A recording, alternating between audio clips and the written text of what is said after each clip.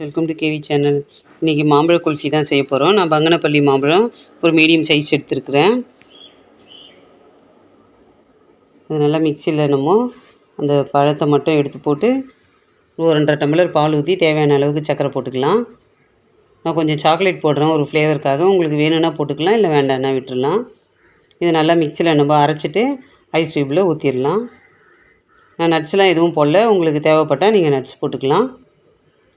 இது ஊற்றி ஒரு 8 மணி நேரம் நம்ம ஃப்ரீசரில் வச்சோம்னா நம்மளுக்கு மேங்கோ குல்ஃபி ரெடி. அவ்வளோதான். இப்போ இது நம்ம ஃப்ரீசரில் வச்சிடலாம்.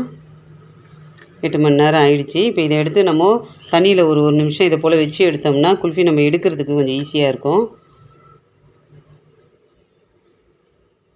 அவ்வளோதான், குல்ஃபி ரெடி. இது ரொம்ப நல்லாயிருக்கும். நீங்களும் செஞ்சு பாருங்கள். இந்த வீடியோ பிடிச்சிருந்தா ஒரு லைக் பண்ணுங்கள். சப்ஸ்கிரைப் பண்ணாதவங்க சப்ஸ்கிரைப் பண்ணுங்கள். அடுத்த வீடியோவில் பார்க்கலாம். பாய்.